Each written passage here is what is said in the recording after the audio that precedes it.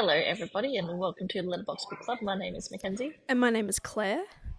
and today we have a very special episode. Not really, it's just a different type of episode where I will be doing a TED Talk for Claire, and I will be talking about Punk 57 by Penelope Douglas, which is fun. Yeah, this episode obviously is going to contain spoilers, plot points, fairly explicit content as well. If you haven't read the book yet and you want to pause here, go read it, come back. Okay, we're back. Um, this book is a roller coaster of teenage angst, sexual tension, identity crisis, and some very messed up relationships that worm their way into our hearts. Worm our way, worm their way into our hearts. Okay, interesting. Yes. Considering it is a Penelope Douglas book. Mhm. And yeah, this type of episode is not too dissimilar to anything else we've done before. We've had episodes previously, yeah, where we talk at each other or tell each other plots from books that we either just haven't had time to read or just didn't want to read in general. So yeah, it's just Kenzie talking at me, which would be great because I'm always keen for her thoughts, and I like how she recaps and outlines stories. So I have been raving about this book for years because I first read this book when I first read Akatar, which is like 4 years ago now. It's 2020. That's ages. Oh my God, so 5 years ago. True, because no, 2020, no, 2021, because I was reading Akatar on maternity leave with Okay. James. Oh, there you go. Yeah, yeah. Um, yeah, I remember specifically like sitting in like, yeah, I know, like I can picture exactly how I was doing it anyway. Um, Visualize. and so it was like when Book Talk obviously was like first coming about, whatever, and this was one of the first books that I had like seen floating around on the Book Talk space, and I obtained it on the internet Yeah, we can discuss legally. the ethical nature of the acquisition, or we can just choose to ignore it. Um, I have thoughts on both sides, but that's fine. In that moment, I think we just didn't. It probably just didn't care. Mm. Like it didn't matter. Anyway, yeah, so I smashed through it in like a day or whatever. And I was like, oh yeah, this is kind of like interesting, and I get why Book Talk likes it, and blah blah blah. Now, I am going to preface this all by saying that the only thing I can't get behind is that this is set in high school. So the people we are talking about are minors, and so I didn't like that aspect of it. However, in my head, I just like placed them in college instead. Fair, valid. Yeah, I retconned it and I aged them up. Sometimes that's what you got to do. Yeah. Okay. So I'm gonna kind of go through like not chapter by chapter, but like in chronological order of this book. Okay. Sure. The course of events. Yeah, and I have written like a lot of notes, but also some of it might be I haven't reread it yet, but now I want to reread it anyway. So I am also about to do a podcast burp. Okay. Delicious. Delicious chocolate and tea. Okay, so the story opens in Jewel Pov. So immediately I'm hooked. So Misha Lair, and Ryen Trevorrow. What? Okay, very like high class esque names. Yes, I want you to guess who you think the female is and who you think the male is. Oh, don't do this to me. Can I have the names Okay, again? Can I have the names again? Misha Lair Uh huh. and Ryen Trevorrow. Would you like to know how Ryan is spelled? No, I think Ryan is the lady, is the girl. Ryan's a girl. Yeah, yeah. Ryan is spelled Ryen. No, actually, no. This I shouldn't be surprised at this point with Penelope It's Douglas. Penelope Because, Douglas. Exactly, exactly. Yeah, yeah. That what was it? Five brothers. Like they all had fuck yeah. names to begin with, anyway. Mhm. And like it's become her niche, and it's fun. Yeah, so they've been pen pals since fifth grade due to a school project gone wrong. A teacher from each of their schools mistook like Ryan for a boy and Misha for a Oh, girl. of course. Okay. Yeah, and like paired them together. Um, yeah, because I think it was meant to be like boy and boy and then girl and girl. And they just saw the names and Yeah, assumed. Okay. yeah, yeah. So what starts as a class assignment grows into years of deep emotional anonymous connection. They bond over music, writing, and shared vulnerabilities. They tell each other secrets they don't tell anyone else. It's safe, and they make a pact never to meet, not to follow each other on social media, just to like keep it Why pure. does this sound familiar? Like the concept. Was it November 9? Like they meet up once a year? Yeah, Alright, it just reminded me of that. yeah. I need to reread that again as well, speaking of. You do? Do you really? Have you seen, sorry, sidebar, everyone, onto Colleen Hoover for a second, another problematic author. Um, have you seen all her stuff getting picked up? No, I've seen a couple of things, but I don't know what So actually has. Oh Verity yes, obviously yeah. is being filmed. Reminders of Him has been picked up. Oh yeah, I've seen bits and Yeah. pieces of reminders of him. Then there's another one. It has McKenna Grace in it. Yeah, Wow. yeah. Yeah, and I think there's another one. There's like so many have been picked up, and I was like, it ends with us didn't actually really do that well. But I mean, and now, yeah, Dakota Johnson and the other guy in Verity. Yeah, Verity. I have No, high yeah, hopes for Verity. Dakota Johnson and Anne Hathaway as well. Yeah, Yeah, yeah, that's yeah, going to be yeah, huge. yeah. I think in a way, it ends with us was by its own definition successful, but then I think the controversy and the press tour element of it all really overshadowed. I think in a way it was for a book talk book. I think it was praised a lot, but it's the press tour and then everything coming after that is what soured it the most. I really do think in the moment it was successful, and then it was kind of taken away. But that's crazy. Jesus Christ.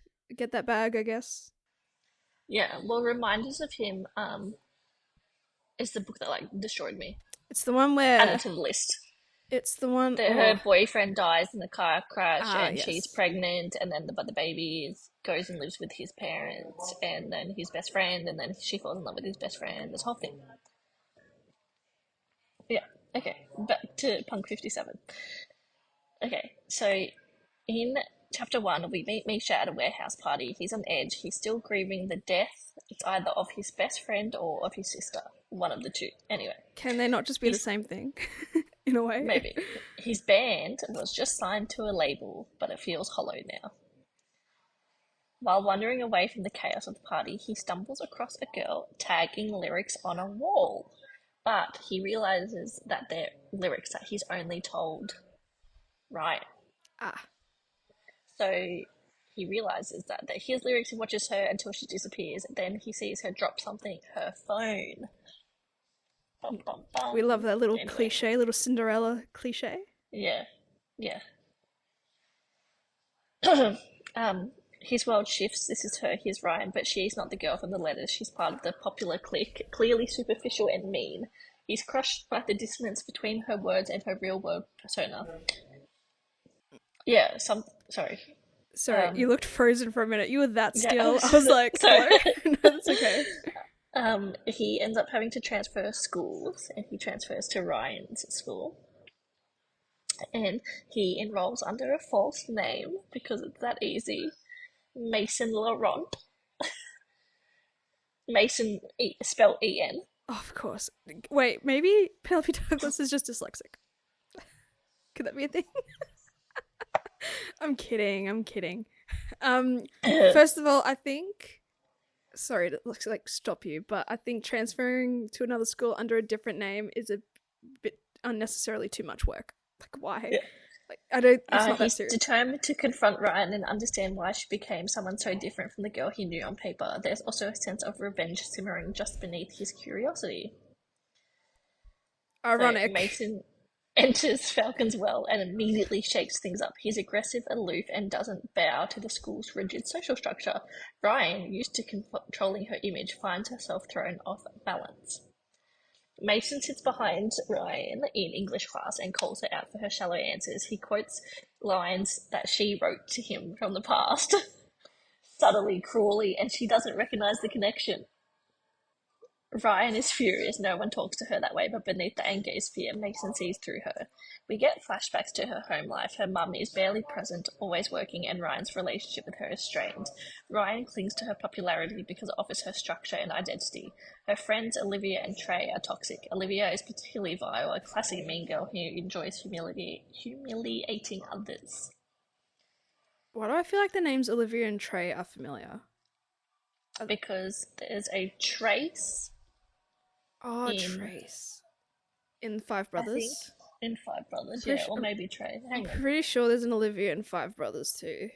Yeah, It they're all rings the a same bell. people. That's what I'm saying. This is Uh, same universe nonsense. Characters from I feel like Five there's a Brothers. loose connection to Punk. 78? 57? I'm getting the numbers mixed up. Oh, there is a trace. Mason Army, Iron, Dallas, Trace. This book two then? So there is a connection, or are you No, just there's looking no up? connection, but Okay, there's just names. His sister dies. That's right. Okay. Yeah, from drugs fun. because she wants to like make her mum proud. Blah blah blah. All the things. So to make her mum proud, she wants to do drugs. Yeah. Well, no, to like Adderall and Oh, stuff, oh, so that okay, she right. can study and do things. And she's out for a run, and then like running and Adderall and It's a heart stress and attack. Yeah, heart palpitations. Bringing the voice acting back. Thank you. There is a bit of a controversial chapter scene where there's like blurred lines of consent slash abuse, which is like debated across the fandom. Can't paint it here nor there. It's giving Looking for Alaska. Did she die or did she kill herself? Oh, it's that ambiguous. Yes. Which I also need to do a TED talk on Looking for Alaska. I also feel like, considering it is a Penelope Douglas book and considering the other books she's produced with the various subject matters, I feel like maybe arguing a dubious consent moment is completely. I don't think it should be a main focus considering what else she's written about, you know? Like, it's all in the same ballpark with her. I'm in the chapter, I'm just getting to it. Nah, never mind, I stand by what I said earlier. No, I don't want AliExpress. Would you consider buying the physical copy as a trophy in the future? Yeah, I'm pretty sure I used to have it. Because I saw it, and I was like, this is familiar. And then I was like, wait a minute. I feel like we did discuss reading it in its entirety. Yeah, around the early podcast days. Even like you acquired the PDF, and then Through I think you probably read it, but legal then sources. who cares at this point? World War III's happening. Who cares? Yeah, I'm a little bit concerned about that. Humans deserve to get extinct at this point. I don't care. We all suck. Hey, good thing, the Fallout TV show, got us semi-prepared, right? As to what's to expect. So, for all the people, we're a little bit delayed because Kenzie's just trying to find, I guess, the scene in particular, have a quick reread over it. To maybe gauge a better opinion of this controversy. However, yeah, I feel considering the subject and the plot points that Penelope Douglas are out, this pales in comparison to everything else she's ever written. I don't think it's that deep. And I'm saying this, and I don't even know the context. Is it like haunting Adeline, where it's like it starts off in a way unconsensual, then turns semi-consensual, and then it's like the flips being switched.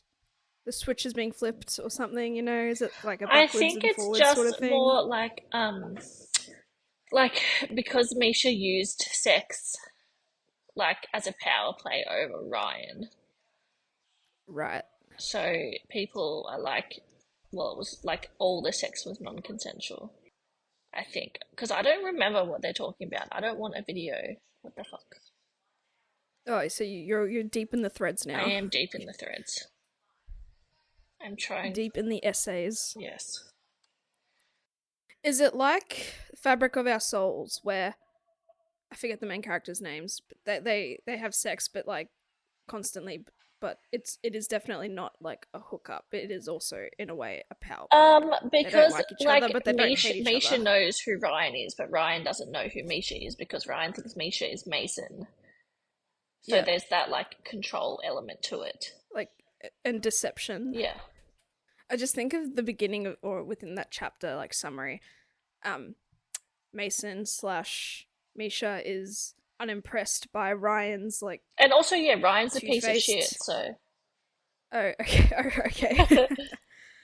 I'm sure, yeah, she's done some bad shit, but like it seems like he's not impressed by her two-faced behavior, like the way they speak in penmanship, and then how she acts at school. But then he's kind of doing the same thing by not being true to who he yeah. is, because he's under this deception guise anyway. And it's always the case, it seems, in these types of books where, yeah, the male finds out or finds the connection a lot earlier, and then they, yeah, have that sort of control.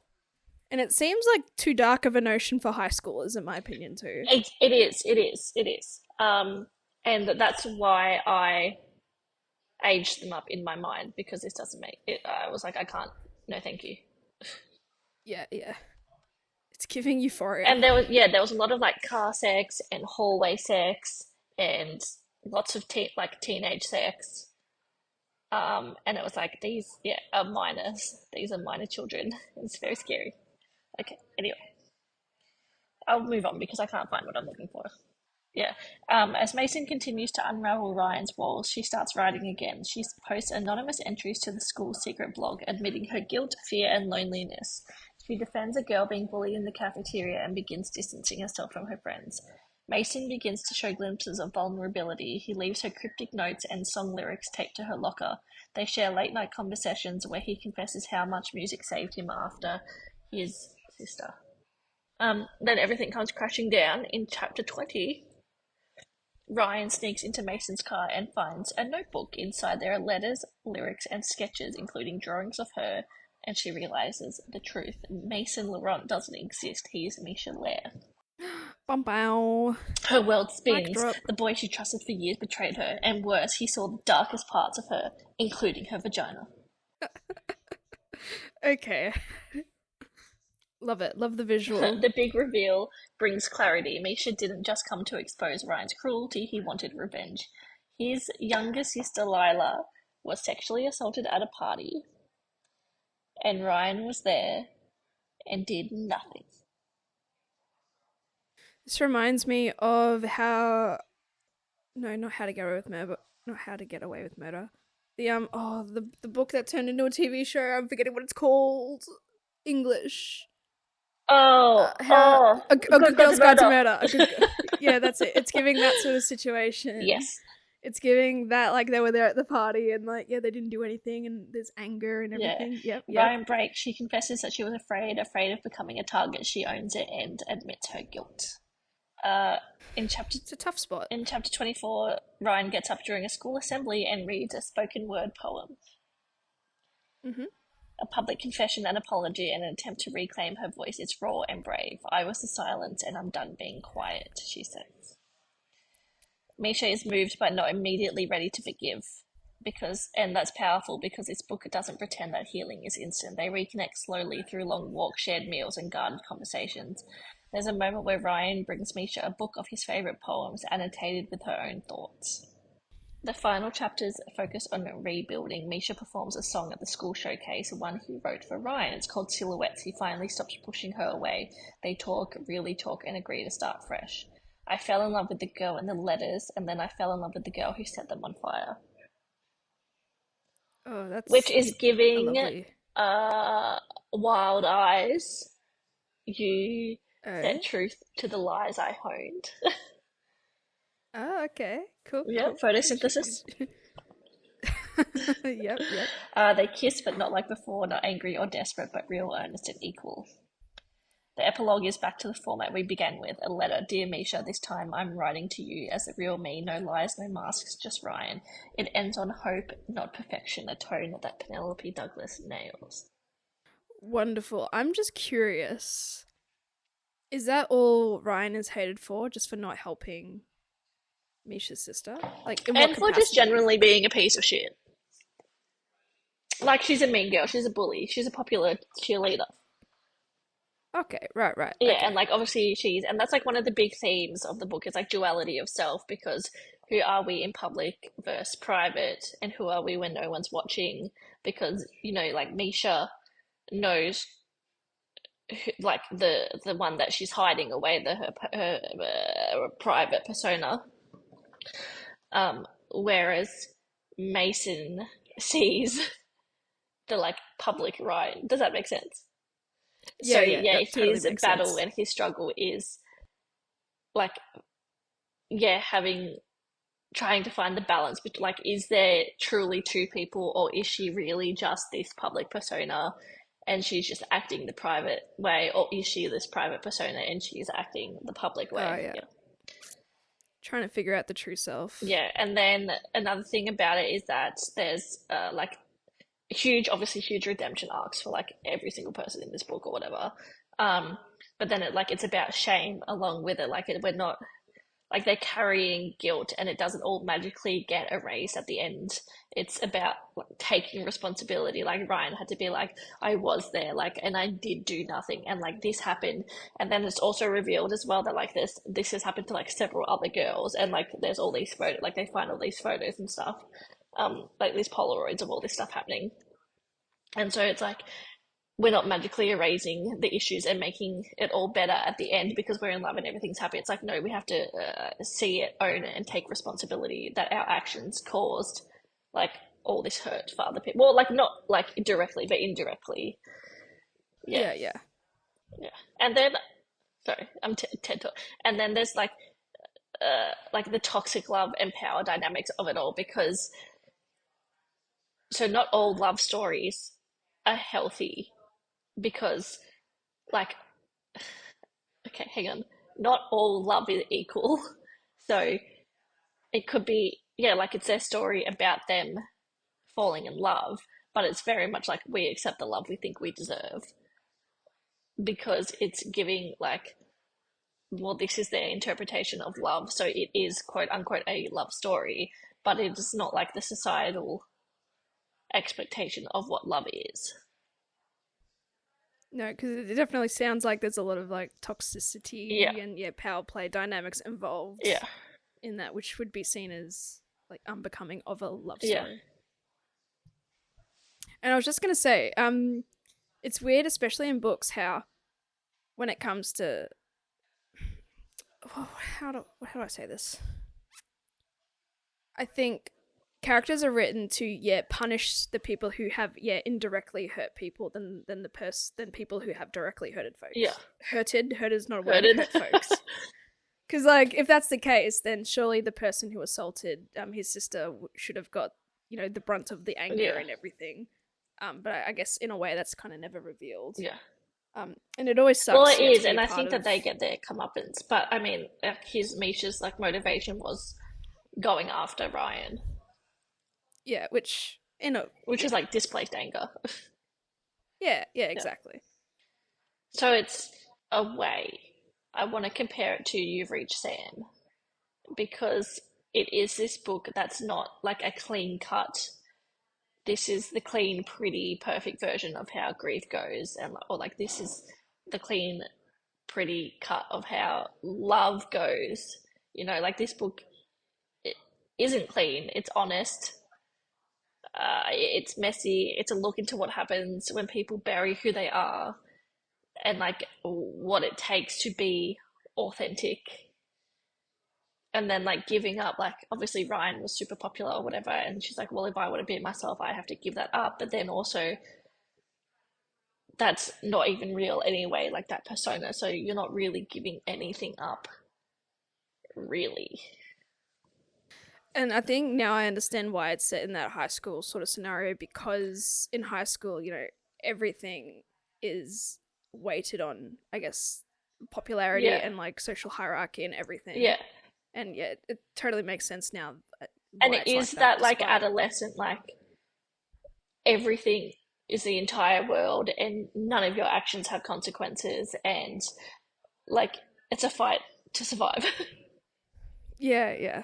And I don't mind, that character archetype where mean person outside or to other people, but on the inside, they're soft, or they're just trying to survive or something like that. Yeah, I normally Sorry, don't I'm mind getting my those booger. archetypes. No, that's okay. Um, so my question also is: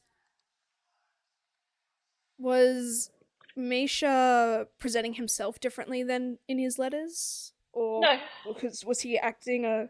as a I think he persona was of Mason acting was so as a different. persona of Mason, but he was being himself. But I think also he had lost himself along the way because he was in all this grief and this anger.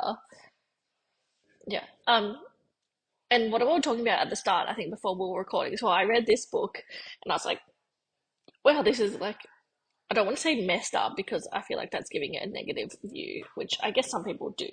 But I think in the moment when it was released, there was like, yeah, yeah, contentious thoughts about whether or not it was considered a good book. yeah, I think, yeah, it is what it is in that it's a raw, scary, messy book about love that doesn't make sense. Um, and so I read this and then I like put it away for a while. I was like, oh yeah, haha, like Punk 57 all the time, blah, blah, blah. And then we read Credence. And then then I read A Birthday Girl. And then I read Five Brothers. And then I read Pirate Girls. Yeah. And I was like, wow, Penelope Douglas. And then I was like, wait a minute.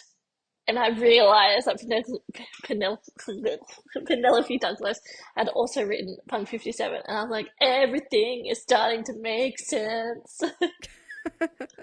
Did you read Pirate Honestly, Girls? I don't think I ended up reading Oh, Pirate you have to Girls. read I think Pirate you've Girls. talked to me. I think you've Once given me a again, brief like description. set in like high school where it's like none of this would ever actually happen because a lot of it is illegal. But I feel like Pirate Girls is loosely within the mm, Tristix whatever universe. I feel like yeah, that's where I got that connection from. um, people from Credence make appearances in. Oh, like it's either Yeah, or really. It's either Five Brothers or it's yeah, Credence. I just can only imagine that realization moment. Like, oh, wait a minute. yeah, No wonder. yeah, No wonder. I can add Pirate Girls to the yeah, list, and that can be yeah. I'm a an ep. huge fan of Penelope Douglas. You're a number Yeah, one fan, in yeah, fact. Yeah.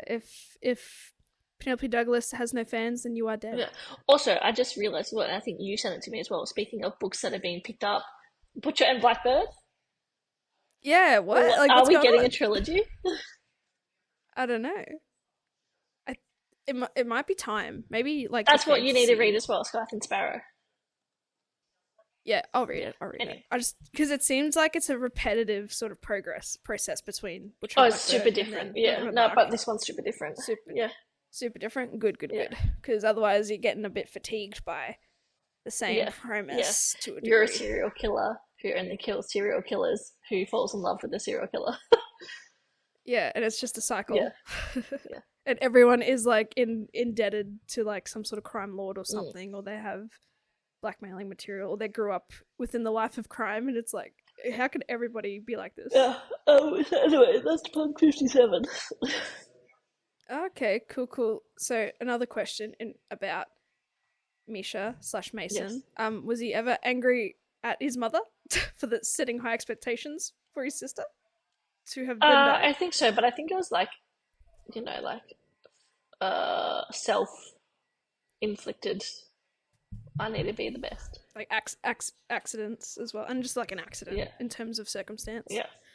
Yeah, I really do not like this whole misdirect anger thing. Yeah. I don't think it's Yeah. fair. Do I have any other questions? Any like wacky subplots, like side character nonsense? Is it like that level? Are they like that level of toxicity, like after that level towards each other to a degree? Okay.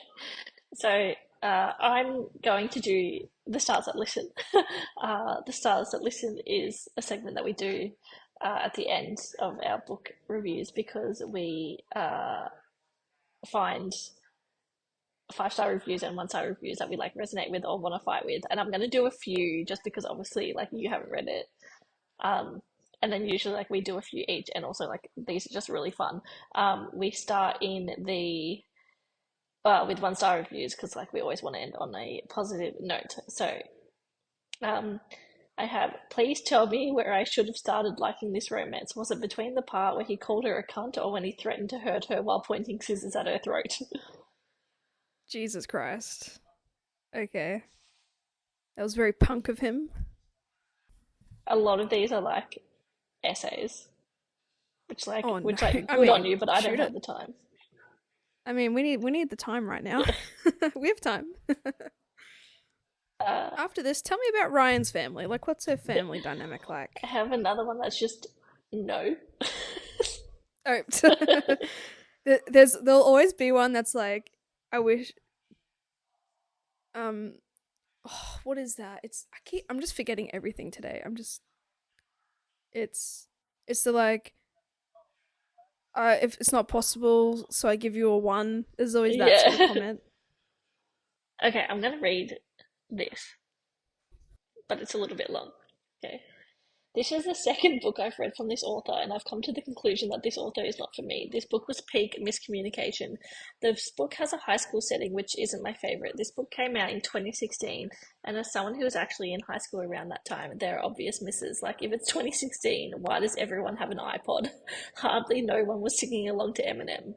Honestly, the absurd amount of Eminem references. There was one line indirectly referencing him, like, I love the way you lie. I had to close the book. Honestly, the author should change the year to 2008 and get rid of all the social media references, and I wouldn't complain.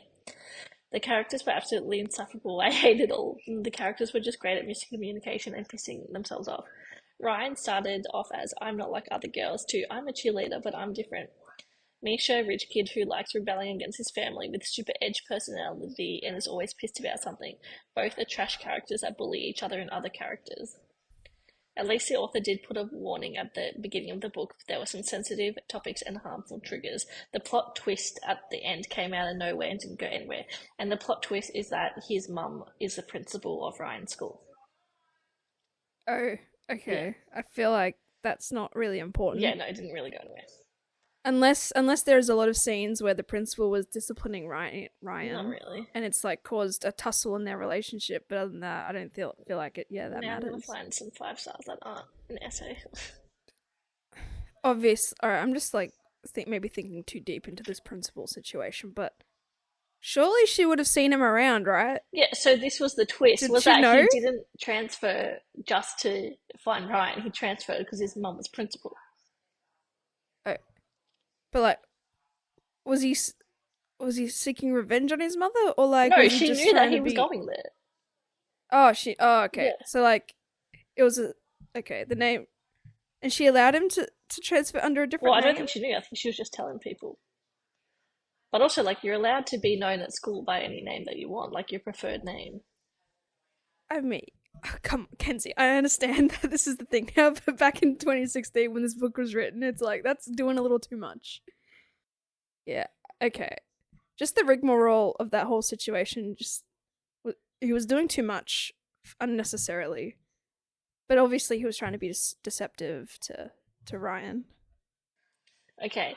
Wow, what an interesting take on a romance novel. A truly good enemies to lovers trope. Like, genuinely, he even calls her a cunt at one point. Somewhat of a mystery throughout. And the smut scenes, oh my god, Misha's dirty talk is something else. He has currently taken the #1 spot of my favourite book boyfriends, which is bad because he's a teenager. Put your ass down. Yeah, you tell him. Holy fucking shit, I loved this. Misha, Ryan, me, threesome now. Weird, because they're probably an adult. hmm yeah, just people being like, wow, wow, wow, wow, wow. I just want to know, like, your favorite scenes, your favorite moments. I loved, there was one, and I think they were at a drive-in theater. Anyway, and they fucked in his truck. Okay, I feel like that's a typical American media Yeah, trope, yeah. common scene. And there was one that I didn't like,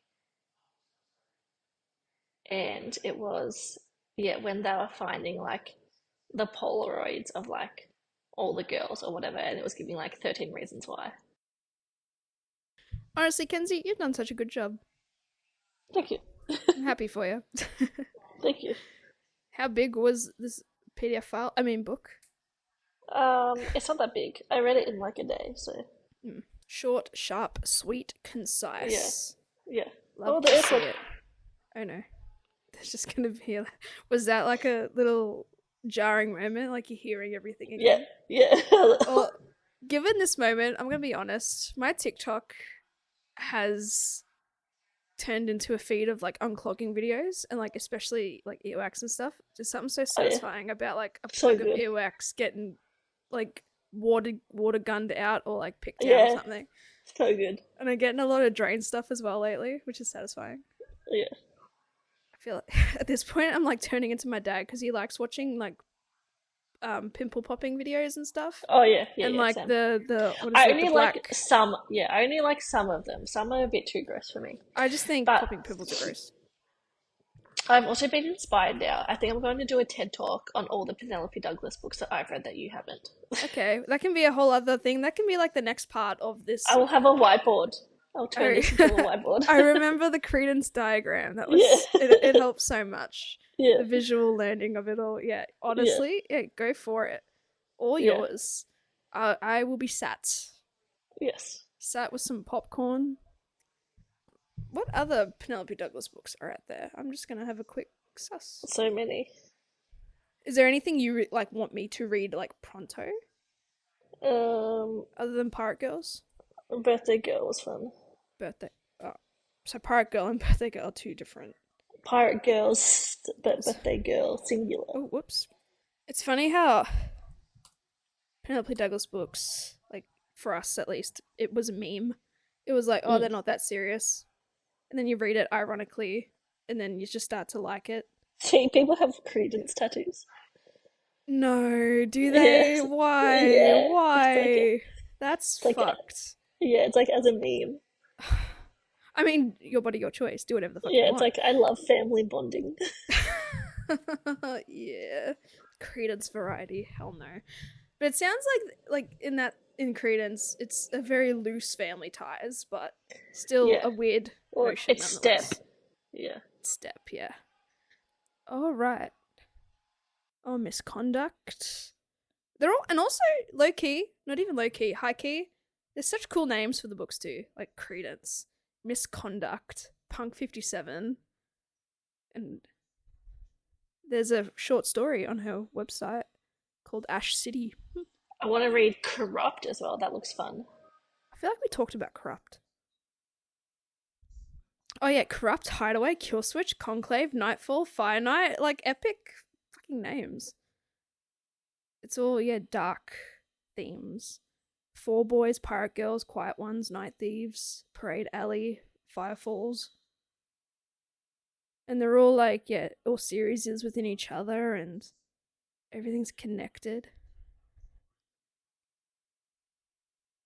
Does she do any events? Oh, I should DM her. She does library events. Oh, I'll DM her. Cool. Just like I DM'd Ruby Dixon. We need to like we need to campaign for like I actually, this is the ignorance of me. I don't know if there's any other like book sort of conventions that happen in Australia, at least on a grander scale. Like send her out here. Idea. We make our own. We make our own. Okay.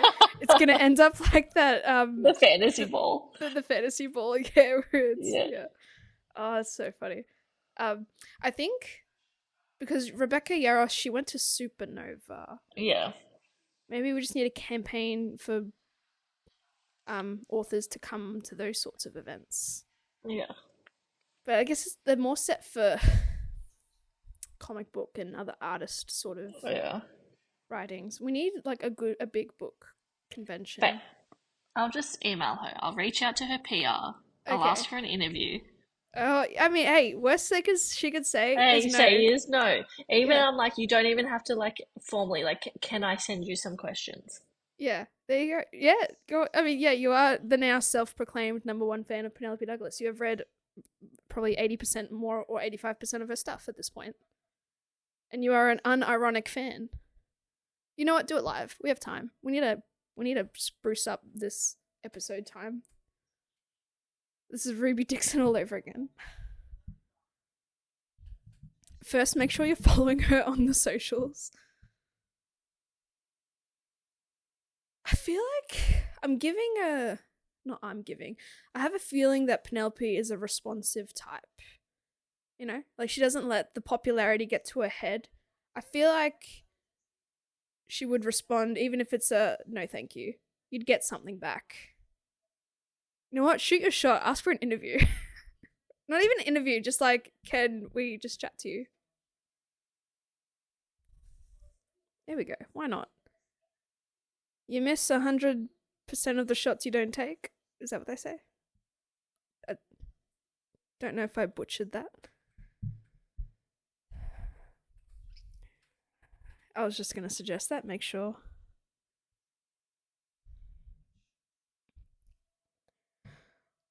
Unfortunately, our convention season is practically over in terms of Melbourne.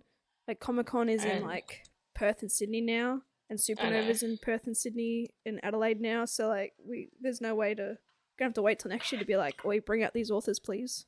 Yeah, that is the password. That's you. Oh shit, what should their subject be? Ooh, good question. Podcast interview. Sure. Or interview, question mark? Just like a chat? Please? Please, in brackets, I'm begging. Evening Penelope. Alright, this is live. This is Ruby Dixon 2.0, except it's with Penelope Douglas. Yeah. Alright, bets in the comments. Do we get a response? We'll check back in next Zodiac Academy gap. The next interval between Zodiac books. Yeah. Hopefully there's a response by then. So in about 2 or 3 weeks' time. Yeah. My instinct is she's responsive one way or another.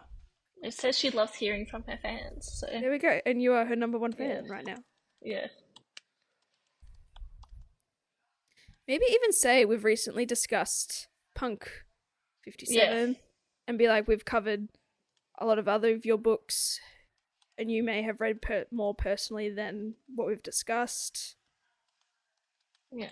Would really like an opportunity to maybe just have a chat on the potty, get some insight into, you as an author.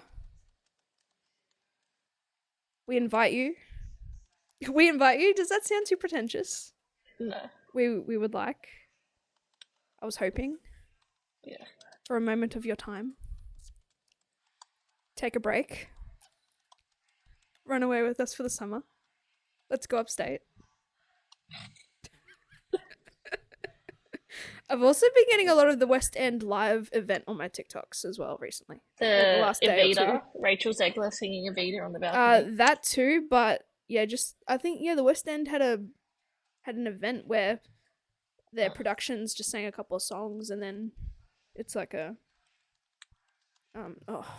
like a presentation, I guess. Oh yeah. But I've been seeing a lot of the Evita.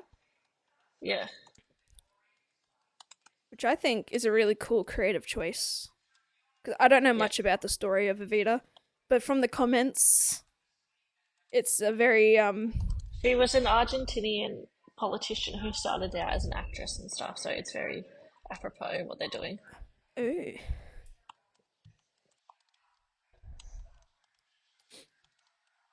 And what I've learned from the comments is her singing out in the balcony is very symbolic of the story and trying to appeal to the poor while also being a part of the high class life or high profile life.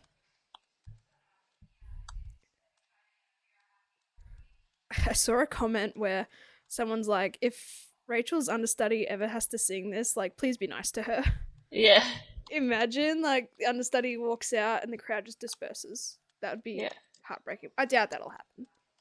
Because all musical singers and stuff are so very talented.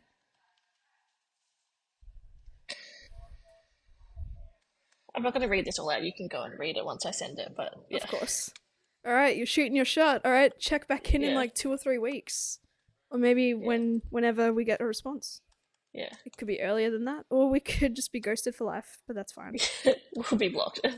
We'll be blocked, yeah. No, cool. It'd be so cool, that prospect. Kenzie can take the lead. We need to be more bold like this, Kenzie. I say we, but you are the corresponding mastermind. I remember I think we asked Elsie Silvers, sent an email, and they're like, oh, Yeah, not doing press any more press at this time. Yeah. But it's like, it's not even press. It's like, we just want to talk. Yeah. That's when you know you're getting a bit too big for the britches, if you know what I mean. Yeah. No, I'm kidding. Yeah, at this time we are not adding any additional promo to Elsie's schedule. It's like, damn. Feel free to reach out again in the future, though, because these have just been picked up as well for TV. Really? I'm going to reach out to them later. Remind me to do that. Okay, alright, I'll remind you. Like, yes. I've been so out of the loop when it comes to TikTok and everything now. I'm falling behind. Yeah. Anyway, it is past my bedtime. Yeah, it's heading there. It's getting there. And that was Punk 57, among other things. We hope you enjoyed it. Yeah. As always, you can find us on Instagram at letterbox_book_club. From there, our link tree is in the bio, where you'll find us in all the places: Spotify, YouTube, TikTok. Reach out if you love Penelope Douglas. Reach out if you don't like Penelope Douglas. Give me some theories. Tell me your favorite book. DM me. I love getting in the DMs with people. And honestly, love a chat. Give Kenzie a little round of applause. Like, it was good. I enjoyed it. And coming up in our next break between Zodiac Academy, because next week will be Zodiac Academy 3. Yes. And then 4. And then maybe we'll have another surprise episode, or maybe we'll have our Penelope Douglas, my TED Talk breakdown for Claire again on all the Penelope Douglas honestly, books. I'm down for either. Yeah. Anyway, thank you all for listening, and stay safe out there. Yeah, bye-bye. Bye.